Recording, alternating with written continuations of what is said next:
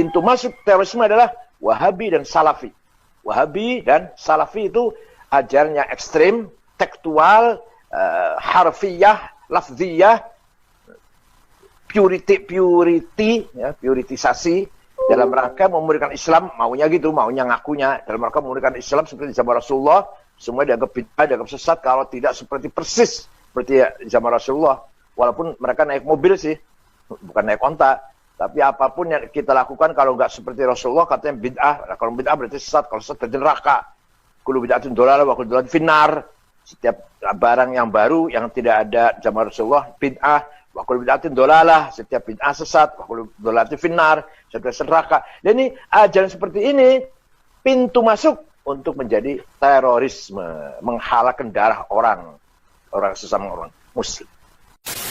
Adakah Salafi Wahabi dalam terorisme? Banyak statement negatif yang berkembang di masyarakat yang mengatakan demikian. Pertama, musuh-musuh Islam karena dia takut dikalahkan oleh Islam yang sebenarnya. Bagaimana dakwah salaf dikatakan dia itu dalam teroris, padahal dia membantah teroris. Cuma apa, kadang media atau orang tidak mau tahu yang namanya salaf yang sebenarnya. Yang dikatakan salaf itu siapa? Ya orang-orang yang punya pemahaman Khawarij, pemahaman Ikhwanul Muslimin. Itu yang dikatakan Salafi juga. Karena apa? Sama-sama pakai jenggot, sama-sama cingkrang. Tapi padahal kalau kita lihat ketika berbicara tentang pemerintahan, coba dengar apa kata mereka. Selalu akan menjelek-jelekkan penguasa. Tidak di halayak umum, tetapi apa? Nanti di antara sesama majelisnya. Ini kunci utama untuk mengetahui. Maka oleh karena itu, ya, dakwah salaf satu-satunya dakwah yang bersama penguasa. Cuma dakwah salaf tidak menjadi penjilat, tidak juga menjadi burung beo. Ada salahnya, dinasihati salahnya.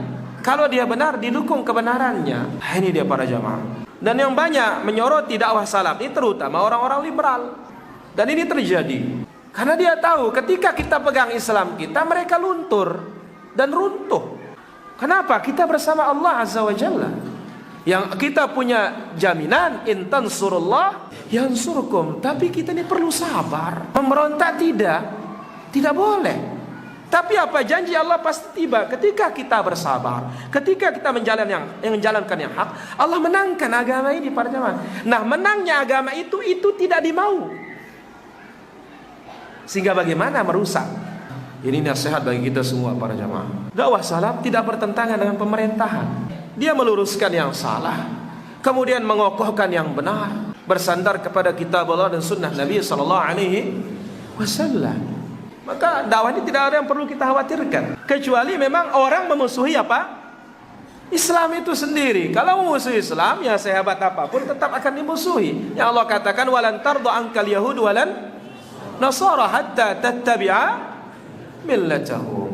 Hadza huwa Allah taala ala wa ala.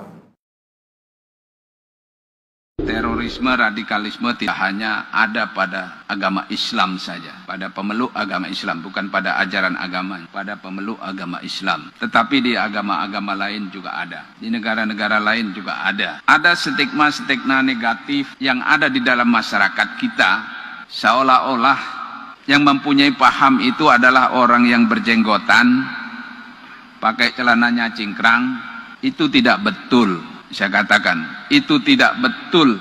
Nah, ini tidak betul sama sekali. Oleh karena itu, yang seperti ini, kenapa harus saya sampaikan? Supaya masyarakat tidak punya stigma yang negatif terhadap yang berjenggotan. Tidak bisa kita identifikasi secara fisik. Yang pelaku teroris pakai jin, pakai kaos, sebagaimana layaknya yang lain. Yang bisa diidentifikasi itu kalau kita berdialog, karena itu pemahaman. Karena itu pemahaman sehingga kita bisa mengidentifikasi seorang ini pahamnya radikal atau tidak, itu kalau kita berdialog. Jadi jangan dikait-kaitkan masalah fenomena ini dengan agama apapun. Ya. Ini tidak ada kaitan dengan agama. Islam tidak pernah mengajar itu.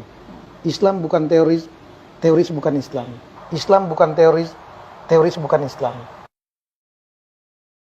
Saya ingin menggarisbawahi radikalisme itu tidak bisa diidentikan dengan Islam.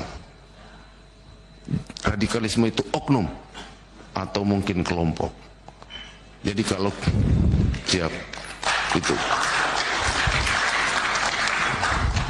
Tidak bisa bilang bahwa dengan radikalisme itu lalu kita membawa atribut atau simbol agama. Itu saya pikir tidak tepat.